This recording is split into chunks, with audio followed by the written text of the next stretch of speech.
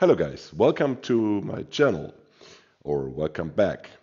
Today we're talking about the Smalland, the Tier 8 Pan-European destroyer. And this destroyer is the one you need to have if you want to go for the Bureau project Haaland, which is the top tier of the class. So Smalland and Haaland, they can have repair parties, but they can have radar. And I like the radar destroyers. They play a little bit different from the usual smoke sonar combination because you have to use the radar in a more tactical way, which I'm going to explain you in this game. The funny thing here is the Smalland currently has the strongest AA in the game. It's even slightly better than the Friesland because one of the AA guns has been exchanged against the dual AA, so you got 96 versus 95 points in the Friesland. So I equipped in mod 1, I equipped the anti-air gun, and this carrier is very brave. As soon as he spots me, he keeps on going, and I managed to get the Clear Sky medal within 3 minutes of the game because the AA here is simply devastating combined with the consumable, but even without we deplane the carrier completely. So if you stick around till the end, you will see how I chase the carrier and he sends one plane after one plane after one plane because he simply is completely out of planes. Let's get back to this game. Since there's a carrier and we're about to be spotted, we don't want to rush in the cap, just slightly. And now we are triggering the radar because we were located and we want to trigger the 7.5 kilometer radar just before we are spotted by the enemy destroyer. So they are open and they are very confused who the fuck spot them. Because they didn't think about the radar, because if they look at the battleships and cruiser, probably none of them had radar. So this Z44 is probably pretty perplexed to enter the cap, so he reversed, and lucky for me, he's gonna take another torpedo, and my team was a little attentive to shoot him. At least one shot went out. So he used the damage con, and that didn't help him to kill the flood. And that's my first kill of the game. And if you look at the planes, it's already 13 planes down.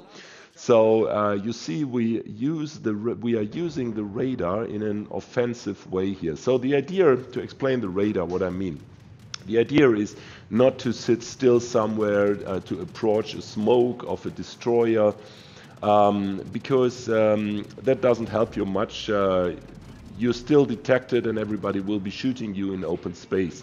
So I wouldn't suggest to use the radar to hunt other destroyers actively who sit in smoke.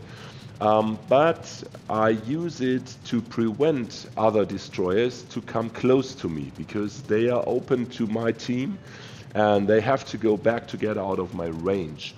So like I approached this cap here, I fired up the radar, I spotted the enemy destroyer at 6.5 kilometers, so the radar range is 7.5.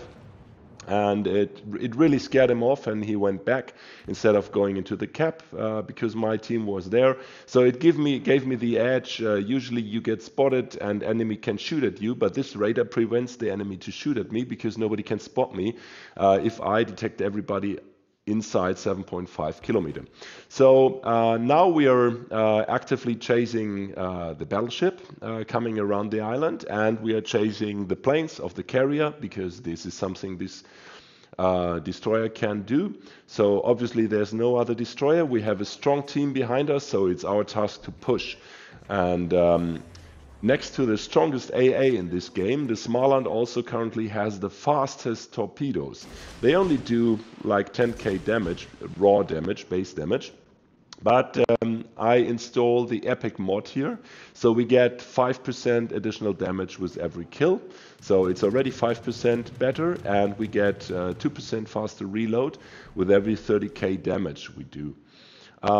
So what we want to do here is we want to trigger some floods, and we to the battleship what he's going to do, and obviously he's going to stop and going to reverse. So since there's no other threat and we have a fast destroyer with the consumable and fast torpedoes, we decided to suicide rush him. So these torpedoes go 90 knots in the water. And again, they don't do much damage, but you can have a very narrow cone here. As you can see, this is three torpedoes and the other one is 5 torpedoes. So we're going all in, we're going very fast, and also the reload booster is a little bit different from other reload boosters. Sorry, not the reload booster, the speed booster.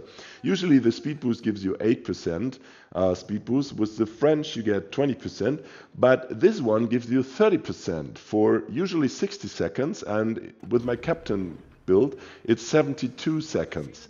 So we got 20% more duration of the speed boost.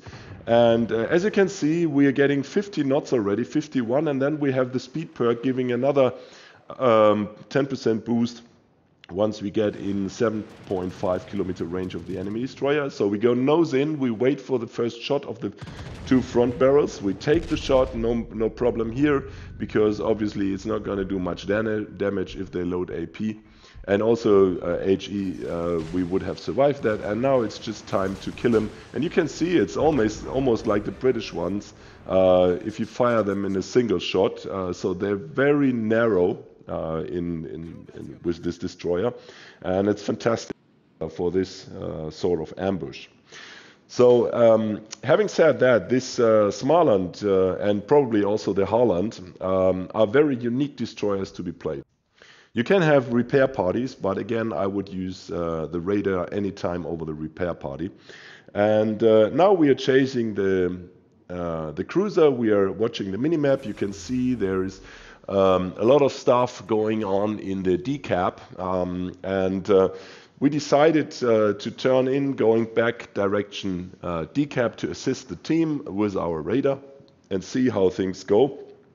And since there are 3 destroyers left, we probably need our radar to discover or highlight the enemy destroyers for our team, and we're not afraid of the planes, so we're going in. But at a certain point you will see I go back to the carrier because I see where the enemy destroyers will be heading. So they will be heading south, and you have to monitor that. You see the freeze wind is pretty low, and we will soon find out that the Yudachi is low as well. So watch out for us to be the closest target to the enemy team. So you see the located icon, and that means that an enemy destroyer must be near. If you point from ahead of us to our ship and we are the closest to the enemy destroyer, given there is blue ships around decap, then these guys, at least one of them, needs to be in front of us. And this is the time when I use my radar, because they don't see us, but we are ready to see them for 20 seconds. And as you can see, the Friesland was pretty low, and with the fast firing guns, we are ready to take the Friesland out. You see the location is marked now, and we are using the speed boost to get closer, also to avoid the torpedoes incoming, because it's harder for the carrier to hit. And there is the Yudachi, and we open the fire on the Yudachi, and Yudachi cannot do anything because he can't smoke up, and he was in 7 kilometers, so he was probably hoping to detect us with his good concealment, but he wasn't able to.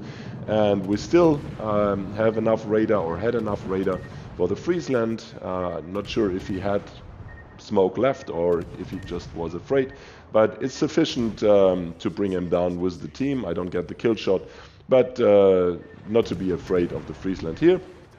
And obviously now it's carrier chasing time, and now you can see how much we deplaned the carrier already, because he will throw wave after wave, but this wave is only 4 planes left. The next will be like 3, 2, and then it's gonna be 1, 1, 1.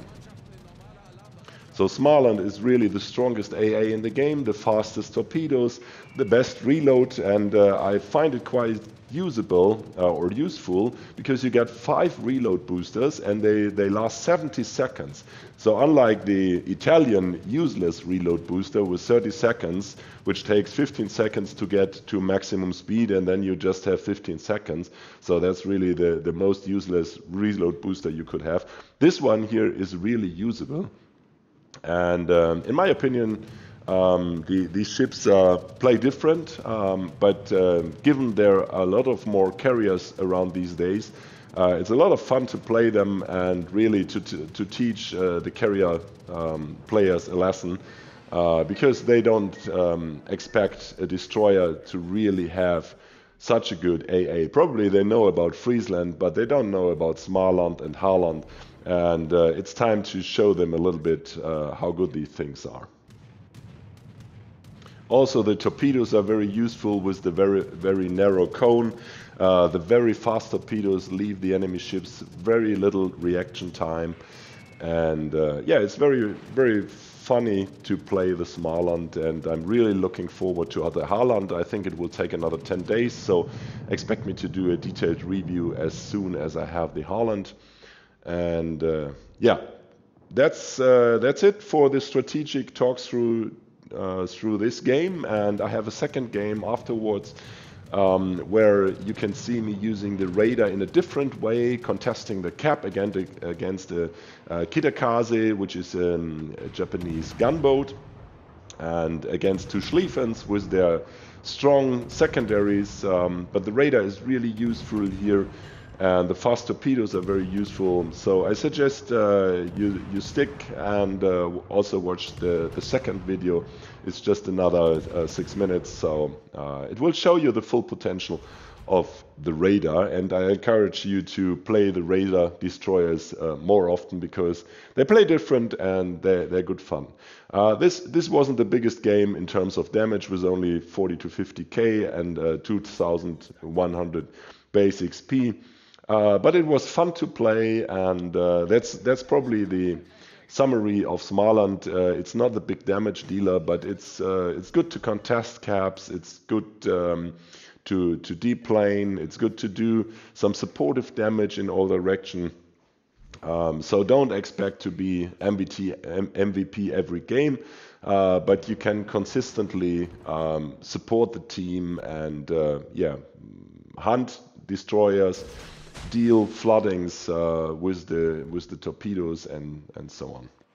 So in this game I'm going to the left, and I'm topping the camping position of the 2 Schlieffens, and there's the Kitakaze spotted, so I wait for him to slow down in his smoke before I fire up the radar. I will not use my guns. I'm just here to spot him now, waiting for my battleships to shoot at him. Also my torpedoes incoming on him as well, because he's just there where I was aiming the torpedoes, and he takes one. Not big damage torpedoes, but yeah, it's good enough for my team to shoot at them. And we keep him spotted. We keep launching torpedoes from this position, and this way putting a lot of pressure on the enemy team. 56 seconds base reload of the torpedoes helped me to really get the floods here and get the torpedoes into the water. 90 knots, within a few seconds they reach their destination, so really impressive. And you can see what's going to happen. Of course the Kitakaze is coming back. He's sitting in the smoke somewhere, and the Schlieffen is waiting there, so we're waiting for the flood here because he probably used the damage con already. And yeah, there we go. That was the Kitakaze, and the Schlieffen took a flood. So you see the clock ticking, and yeah, really impressive with this ship. It's not a killer, but it's a flood giver. And yeah, now we move out a little bit. We use the speed boost because there is the Schlieffen with 6 kilometers sonar, so that's why we positioned next to the island. We can use it as cover. We fire up the 30% speed boost. So really it's like a rocket. We're boosting forward now. We're getting away here. We're getting in a new torpedo position. And yeah, the Schlieffen is going down with the shots of my team, but still there's a second behind, and we keep torping the second one. and in the end it will go down as well, and that's it for this game as well. So it can show you how to use the radar. So once you use it as an let's say scare away tool to do early spotting on enemy destroyers, and the second is you do the cap contesting, but you wouldn't fire your guns. If I had fired my guns, the Schlieffen would have ripped me apart with the secondaries. So that's why I kept my mouth quiet and let my torpedoes do the work, my team. And we're getting the cap here, we're moving in position, and yeah, of course we're gonna win the game.